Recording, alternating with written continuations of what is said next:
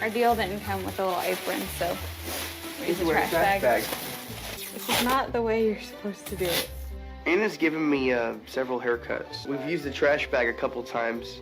It's very practical, very inexpensive, and we did not get a haircutting cape with our haircutting set. We've resorted to this.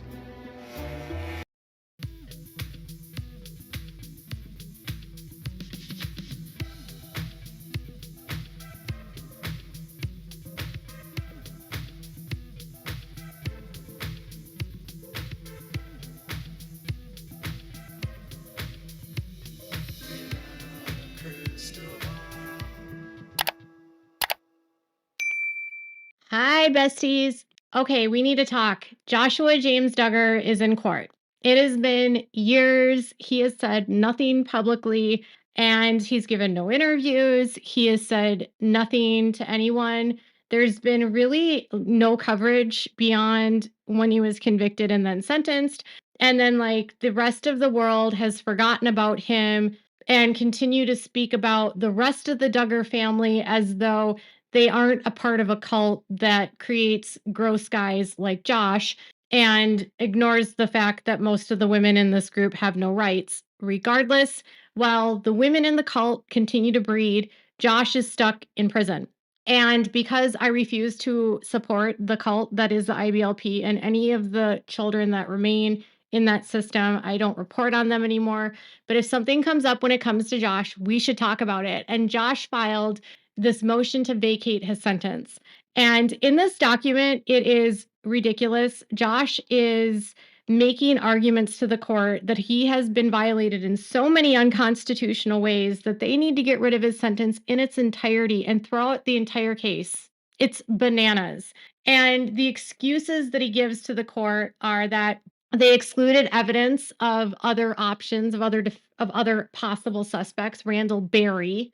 We already know that they excluded evidence of people that were properly excluded from not being there on the property at the time that this occurred, and that Mr. Duggar was there within like a minute's window of when content was downloaded. He accuses the government, the federal expert, the forensic agent for the FBI, James Fertrell, of committing perjury. So he accuses a federal agent of perjury. Just going to sit on that. He claims that there was false testimony from another agent regarding an alleged statement that he made, that there were violations of constitutional rights through admission of uncorroborated and prejudicial testimony of Bobby Holt. And that one is a whole story. That's bananas. He's back to Caleb Williams, which I don't even feel like we need to talk about. Structural conflicts of interest and government collusion. Oh, collusion. This is where he's going to blame Biden. And he's also going to claim that his juvenile records regarding his sisters were allowed to be a part of it. And the fact that they used the records of the sister traumatized his sisters. Oh my God. But the fact that all of his sisters are glad that he's in prison, he doesn't have any sense of clue. And he even brings up TLC. Now, this is an interesting one. This one is wild. He's really blaming everyone at this point. And I think when he was sentenced, I remember specifically that the U.S. attorney made a statement in the court that he was one of the most difficult types of defendants to treat because he will never take responsibility for what he's done. And he's incapable of accepting that he's done this due to whatever's going on in his head. He cannot be reformed. And because he fails to take accountability and he won't accept that he's guilty, he won't accept treatment in prison to help him get better, because part of the treatment for people like Josh is to go through SO treatment. And he won't do it, they said, because if he were to do it, he would have to admit that he did something, and he will not do that. He just refuses to do it. He's incapable. And I would say that's probably from a personality disorder, okay? But I'm going to skip some of the stuff about the other people that he believes were at the workplace, because we know that this wasn't wrong for them to not. And I'll skip about the FBI agent committing perjury because he didn't commit perjury and it's just slandering. And I'm going to skip the part about him slandering Agent Gerald Faulkner, who shared testimony of Josh saying, "Are you here because of someone was downloading CP?" So I don't want to get into a position where we're disparaging federal agents that actually were just doing their job and actually did a damn good job for the government. But let's talk about him going after Bobby Holt. So his factual background is that Bobby Holt testified that sometime in 2005, Joshua Duggar allegedly confessed at her that he had fingered Jane Doe number 4, fingered, during an incident in 2003 in her bedroom. And she claimed that the statement came during a private conversation in her bedroom. At the time, Duggar had previously courted Holt's daughter, but she states that the relationship had ended prior to the alleged conversation. This was the first time Holt had ever made such a claim, despite years of public visibility, media interviews, and ample opportunities to come forward. The defense objected on the grounds of relevance, prejudice, hearsay, and lack of corroboration, but the trial court allowed the testimony. The statement Holt attributed to Duggar was as follows: "Did you touch her V, or did you put your fingers inside of her V?" And Josh said he did both. And then he says that this tracks with Arkansas's definition of R, which criminalizes penetration, including digital. And this was apparently a statement she made 15 years after this all happened. Now, he is going to start attacking Bobby's credibility here. So he's like, her motivations were far from neutral. She refused to cooperate with defense counsel despite repeated efforts and accommodations, yet willingly and fully cooperated with the prosecution. She made numerous anti-Duggar public statements, including a disturbing Facebook comment aimed at Joshua's wife, Anna, in which she wrote, "She will never be free until his death."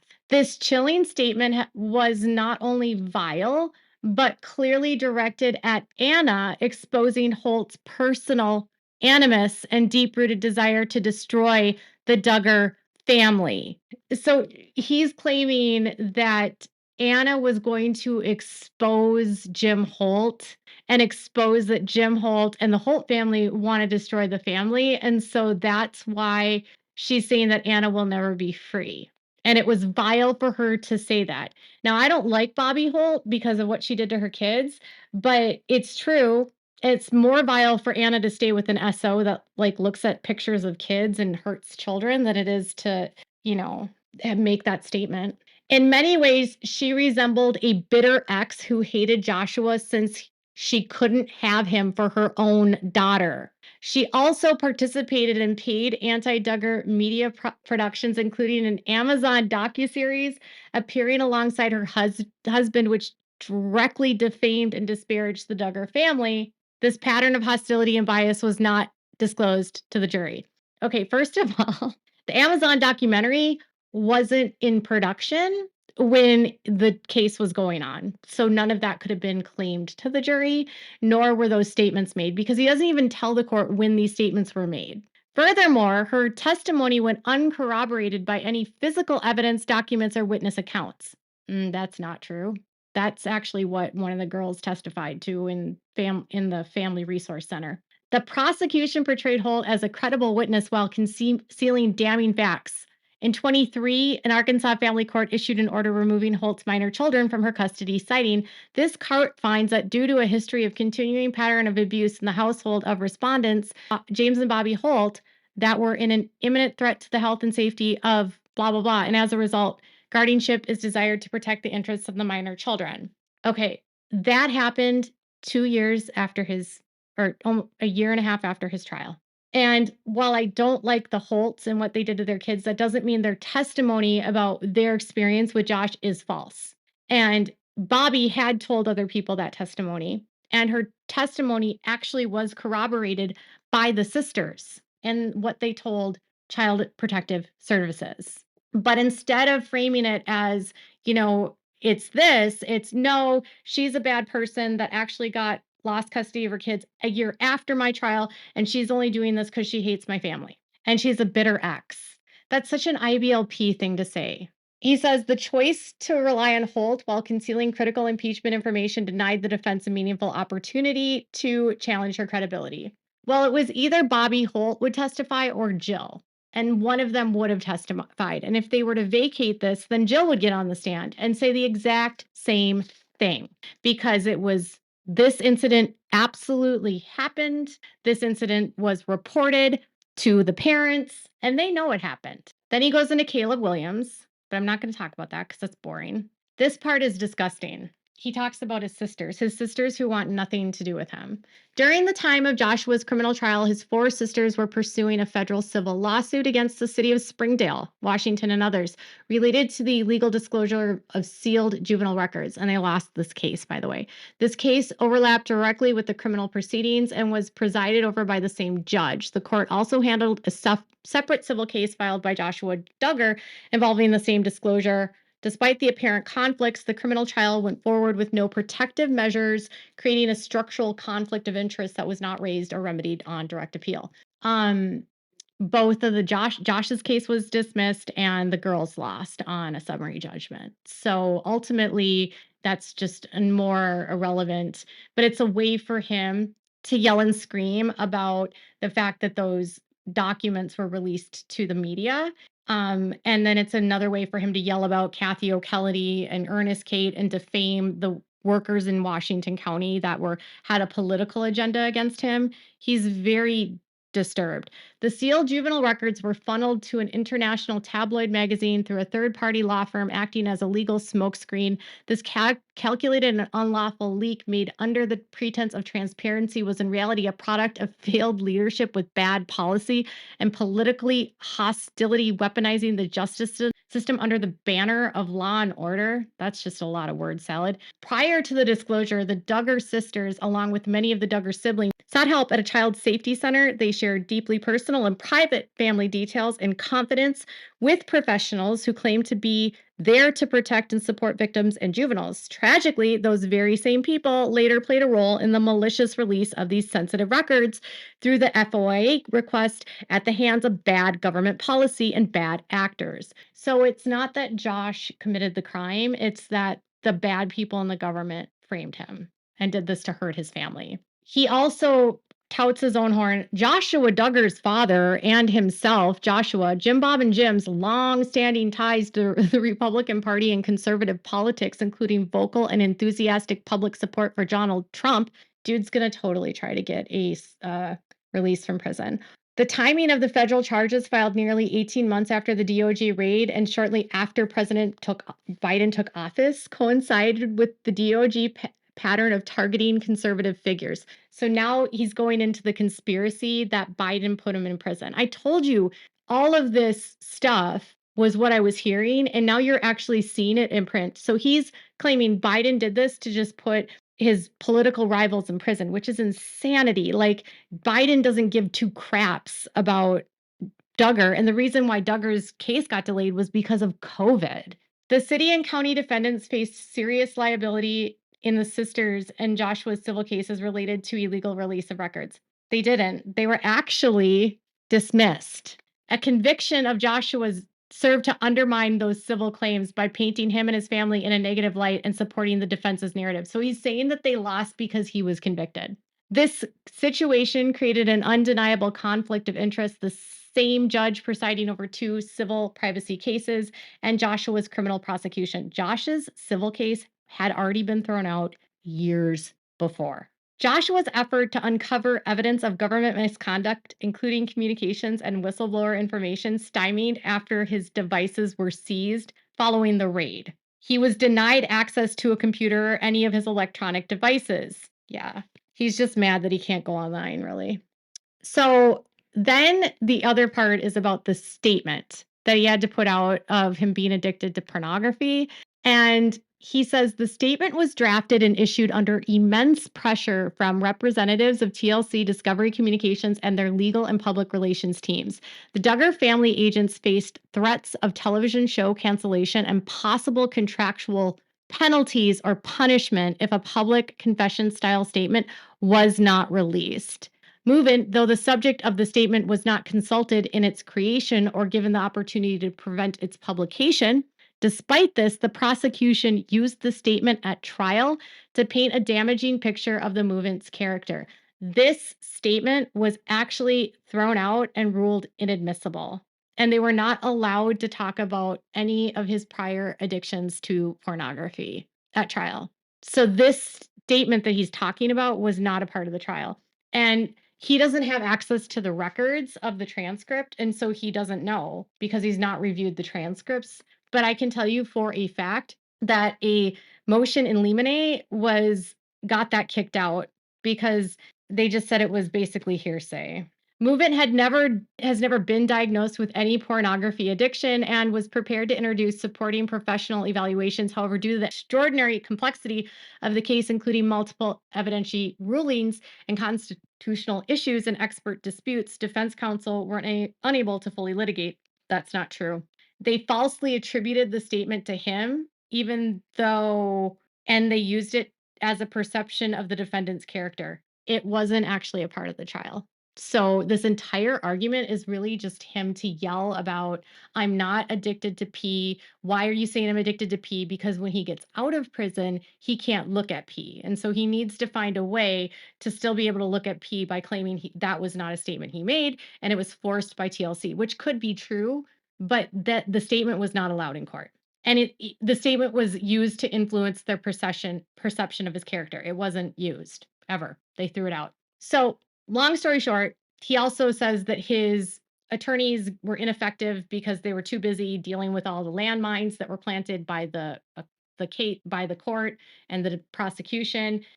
He's adding things that didn't happen. He's adding statements that didn't happen. He's talking about his sisters who don't want to be talked about. He's framing the sisters as victims, not of him, but of the release of records, which is a way for him to avoid what he did to his sisters. And instead of admitting to the damage he caused to his sisters, he's deflecting it and blaming it on the people at the police department that had dared to release these records. It's just another way for his narcissistic, sociopathic brain, in my opinion, to not have to face what he did.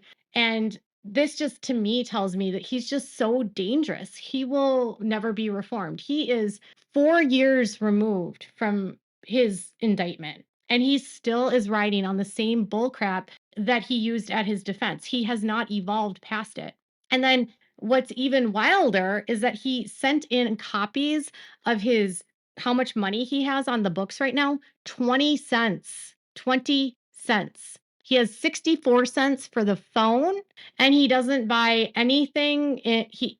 He's had very little taken out from withdrawals. He didn't get any commissary in May, nothing. He has a spending limit of $360 a month, but he doesn't have any money on his books, zero on his books. And he has money that he owes in a fine that he has to pay restitution for. So they have declared him indigent, unable to pay for his own attorney. And then he also claims that he's supporting dependents right now. That's not true. He cannot support anyone while he's in prison. And so he says he has zero money in checking and savings. He has no income. He has zero monthly income. He's lying and claiming that he's taking care of Anna, which is not true. And his monthly expenses are commissary or hygiene needs, but that's limited because he has no money on the books.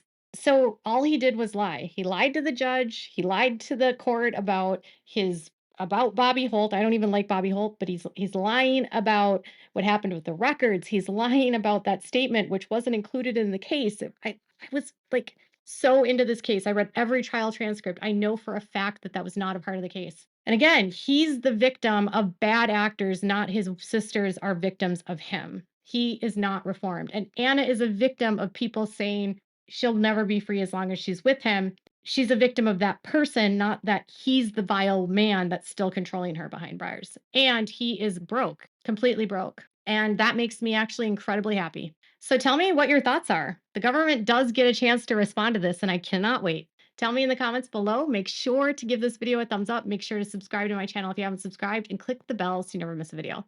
Thanks so much for watching. Bye, besties.